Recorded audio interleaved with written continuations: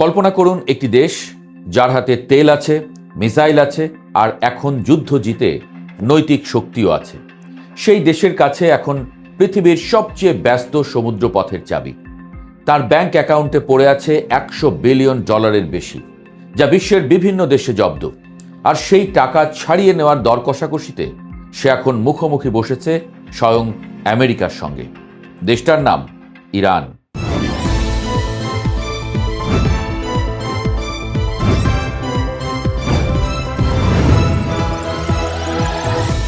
7 April 2026 Trump social মিডিয়ায় ঘোষণা দিলেন ইরানের সাথে 2 সপ্তাহের যুদ্ধবিরতি হয়েছে। কিন্তু এই যুদ্ধবিরতির আড়ালে যে দর কষাকষি চলছে সেটা বুঝলে চমকে উঠতে হয়। ইরান দাবি করছে সমস্ত নিষেধাজ্ঞা তুলে নেওয়া হোক, জব্দ ডলার ফিরিয়ে দেওয়া হোক এবং হরমুজ প্রণালীতে তার কর্তৃত্ব মেনে নেওয়া হোক। এটা কি শুধু যুদ্ধ থামানোর দাবি, নাকি এটা আধা শতাব্দীর প্রতিশোধ নেওয়ার মহা পরিকল্পনার অংশ? প্রথমে বুঝুন টাকার অঙ্কটা।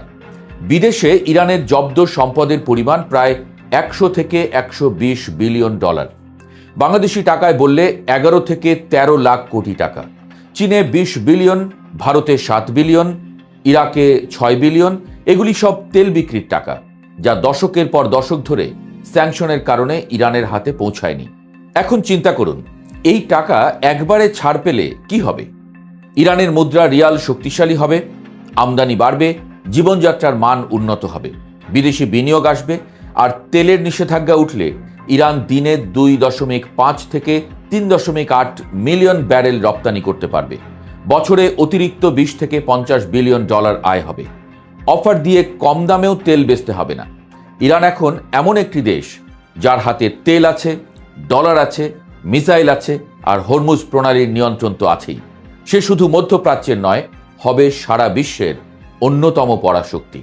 এবার আসুন সবচেয়ে বিস্ফোরক প্রশ্নে। কেউ কেউ বলছেন ইরান এই যুদ্ধটা নিজেই টেনে এনেছে, ইচ্ছে করে, পরিকল্পনা করে।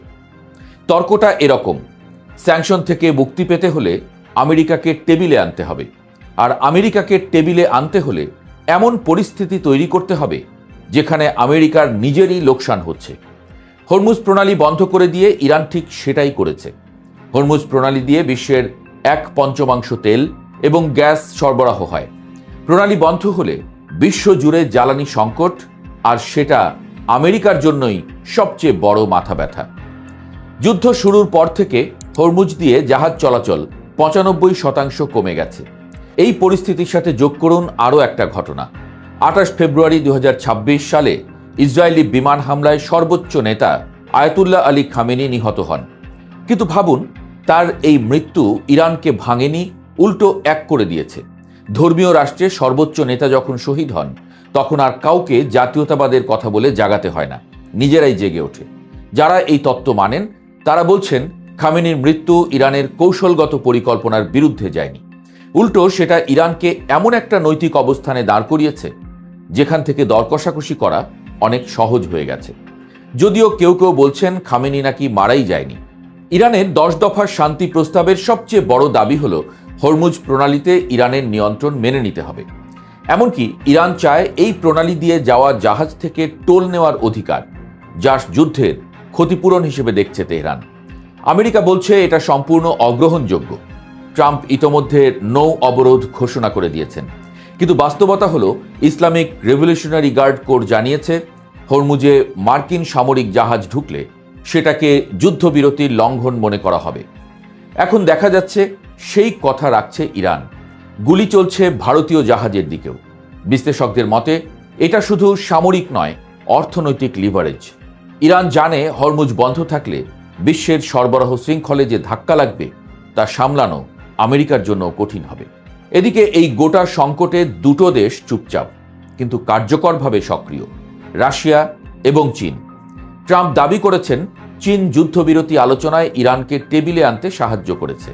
অর্থাৎ ওয়াশিংটন চাইলেও বেইজিংকে উপেক্ষা করতে পারছে না, কারণ চীন ইরানের অর্থনৈতিক লাইফলাইন। স্যাংশনের মধ্যেও ইরানের তেলের বড় অংশ কিনে নেয় চীন।